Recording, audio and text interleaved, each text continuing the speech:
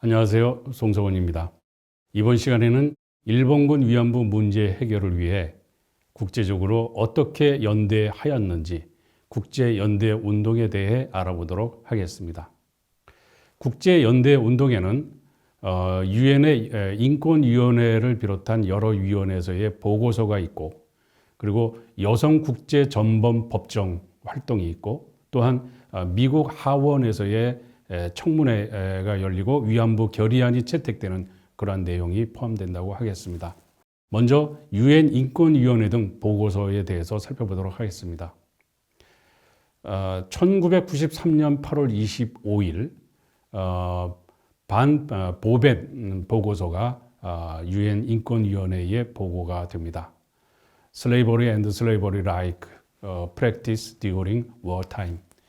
전시기에 노예 또는 노예와 같은 그런 그 대우를 받은 사람들에 대한 보고서입니다. 린다 차베스의 보고서는 1995년 7월 13일 날 보고가 되었는데, 마찬가지로 전시의 조직적인 강간 또는 성노예제와 관련된 보고였습니다. 이런 데에서 그 일본군 위안부 문제와 관련된 내용들이 기술이 되었습니다. 일본군 위안부를 성노예로 규정하고 일본 정부에 대해 법적 책임을 권고한 쿠마라스와미 보고서가 1996년 1월 4일 보고된 것이 동위원회에서 이 보고서에서 지지한다는 결의를 1996년 4월 29일 보고가 된 지 한 3개월 정도 뒤입니다. 이때 채택을 하게 됩니다. 국제노동기구 ILO의 전문가위원회에서 위안부는 성노예이고 강제노동조약 ILO 29호 위반이라고 일본 정부에 권고하는 권고문을 발표합니다. 그것이 1996년 3월입니다. 그리고 맥두걸 보고서가 1998년 8월 8일 나오게 되는데, 위안부 문제에 관련 책임자를 처벌할 것을 요청하고 위안부 피해자에 대한 손해배상을 일본 정부가 할 것을 권고하는 내용이 주된 내용을 이루고 있습니다. 또한 유엔의 사회권규약위원회가 2001년 8월에 너무 늦기 전에 위안부의 기대에 부응하는 방법으로 적절한 조정 방법을 모색할 것을 권고합니다. 너무 늦지 않게라고 하는 그 표현이 굉장히 그 마음에 와닿는 그런 부분이기도 하죠. 일본 정부에게 빨리 그 적절한 조정 방법을 모색하라고 했지만 좀 서둘러라 라고 하는 것이죠. 그리고 여성차별철폐위원회에서도 2003년 8월에 위안부 문제에 대한 최종적으로 해결하는 방책을 찾을 것을 강력하게 권고했습니다.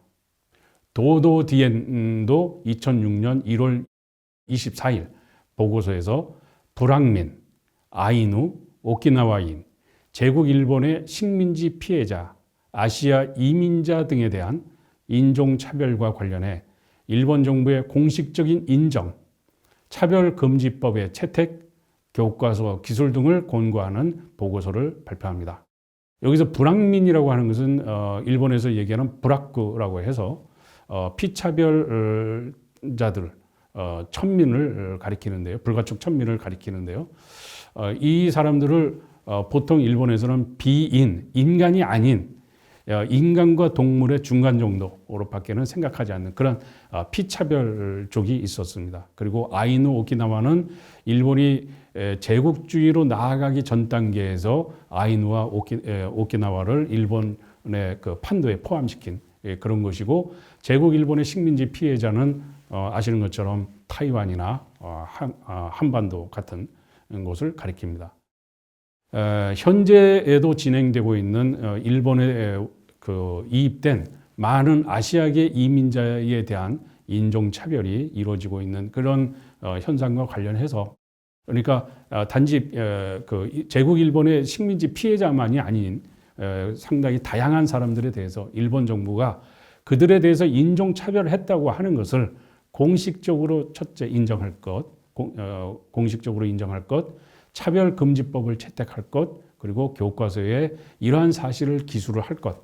교과서에 기술한다고 하는 것은 두 번 다시 이러한 일이 일어나지 않도록 경계하려고 하는 그런 측면이 있다고 하겠습니다. 여성차별철폐위원회가 최종 의견으로 2009년 8월 18일 날 최종 의견을 내게 되는데 학교 교과서에서의 위안부 문제 삭제의 우려를 표명합니다. 한국과 일본이 일본군 위안부 문제에 대해서 협의하는 과정에서 또 국제연대의 힘을 빌어서 위안부 문제에 대한 교과서 표기가 이루어졌었는데 그것이 점차 일본군 위안부와 관련된 표현이 교과서에서 삭제되기 시작하게 되니까 그에 대해서 우려를 표명한 그런 내용이 되겠습니다. 그런 그 교과서에서의 그 표현 삭제에 대한 우려 표명과 함께 적절하게 일본군 위안부 피해자에 대해서 보상과 그리고 가해자 처벌, 교육 등을 강력하게 권고하는 내용을 담고 있습니다. 고문금지위원회에서도 2014년 7월 24일 위안부를 성노예로 표현하는 그런 권고문을 발표했습니다. 이어서 파비앙 살비올리도 2023년 9월 14일 권고문을 발표합니다. 그것은 2015년 한일 정부 간의 위안부 합의에 대해서 그것을 개정해야 된다고 하는 것을 권고한 것인데 유엔 인권기구는 2015년 한일 정부 간 합의가 국제인권 기준에 부합하지 않는 점에 우려를 표명했고 피해자들의 관점을 고려할 것을 촉구한 바 있다. 유엔 고문방지위원회도 이 합의가 보상과 배상을 제공하지 못하는 점에 우려를 표했다. 2차 세계대전에 일본군 성노예제 생존 피해자들이 국제 기준에 따라서 진실과 정의에 부합하는 배상과 재발 방지 조처를 보장받을 수 있도록 합의는 개정해야 마땅하다라고 권고한다라고 하는 것이었습니다. 이와 같은 인권위원회를 비롯한 유엔의 다양한 위원회에서의 보고가 있는가 하면 또 한편으로는 일본군 성노예제를 심판하는 여성국제전범법정이 2000년 12월 8일부터 12일까지 열리게 됩니다. 이 여성국제전범법정이 있기 전에 1994년 11월 2일 국제법률가위원회 ICJ는 보고서에서 위안부 피해자에게 개인보상 청구권이 있다라고 결론을 지었습니다. 일본 정부에 행정기관을 설치하고 입법 조치를 해서 중재 재판에 응하도록 강력하게 권고하는 보고서를 ICJ가 94년에 채택했고 이어서 여성국제전범법정이 열리게 된 것입니다. 이 법정을 개정한 의미는 도쿄 구단회관에서 열리게 됐는데요. 2000년에 열리게 됐는데 이 법정에 약 5,000명 정도가 참가를 했습니다. 전 세계적인 시민운동연합이라고 감히 부를 만한 그런 법정이라고 할 수가 있겠습니다. 여성국제전범법정은 2001년 12월 4일 법정이 개정된 지 1년 후인데요. 이때 최종 판결을 선고합니다. 네덜란드 헤이그에서 열린 회의에서 최종 판결 선고를 하게 된 것입니다. 그 주된 내용은 굉장히 좀 주목해야 될 그런 대목이 있습니다. 쇼와 천황과 군부 및 정부 지도자의 인도에 반한 죄, 강간과 성노예제에 대한 책임을 유죄로 인정한다. 일본 정부의 국제법 위반에 따른 배상 책임이 있다고 판단한다라고 하는 점입니다.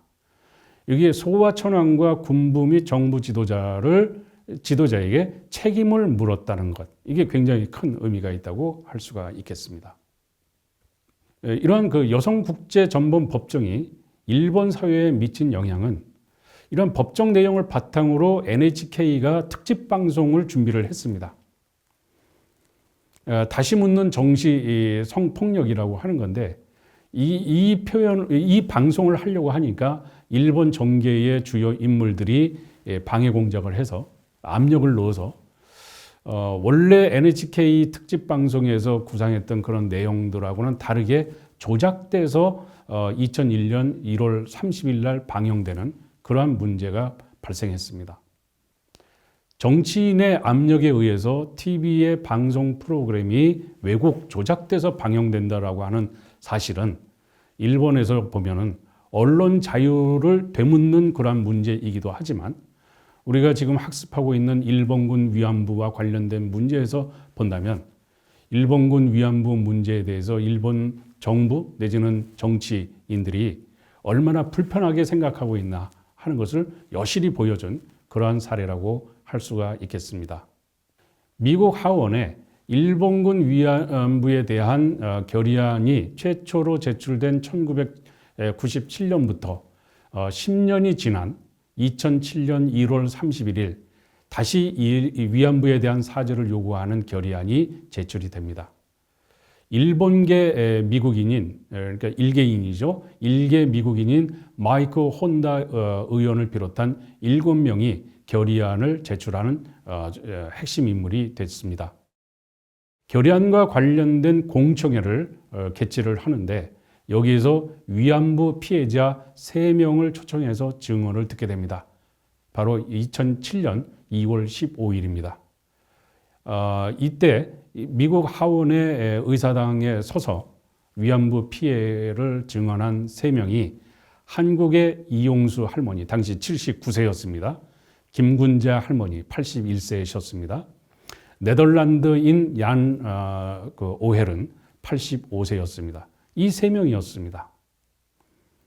그리고 아시는 바와 같이 이용수 할머니의 의회 증언을 모티브로 한 영화가 바로 I Can Speak로 후에 영화로 만들어지기도 합니다. 근데 여하튼 이 위안부 결의안을 채택하는 과정에서 피해 당사자 3명을 의사당으로 불러서 증언을 들었다. 굉장히 중요한 의미가 있습니다. 그리고 이러한 것이 채택되는 그 과정에서 일본 측에서도 활동을 하게 됩니다. 즉 사쿠라이 요시코를 비롯한 역사사실위원회 멤버들이 그 이름으로 워싱턴 포스트의 더 팩트라고 하는 전면 광고를 게재를 합니다. 2007년 6월 14일의 일이었습니다. 여기서 5개의 사실들이라고 하는 것을 가지고 일본군 위안부에 대해서 미국인을 대상으로 해서 사실은 이렇다 하면서 일본 측의 주장을 얘기를 한 겁니다. 강제성은 없다라든가 하는 내용이었던 것입니다. 이어서 가토 료조 당시 주미 일본 대사가 펠로시 하원 의장을 비롯한 5명의 미국 하원 영수에게 서한을 보냅니다. 만약 일본군 위안부 결의안이 하원에서 채택이 된다면 미일 우호 관계가 크게 해쳐질 것이다 라고 하는 것이 이제 2007년 6월 22일 날 보낸 서한의 주된 내용이었습니다. 이렇게 일본 정부와 시민사회가 역사사실위원회 같은 시민들이 그 결의안 채택을 방해하기 위해서 상당한 노력을 기울였습니다만 그럼에도 불구하고 미국 하원에서는 본회의에서 2007년 7월 30일 일본군 위안부에 대한 사죄를 요구하는 결의안을 채택하게 됩니다. 이상으로 일본군 위안부 문제 해결을 위한 국제연대운동 학습을 마치겠습니다. 감사합니다.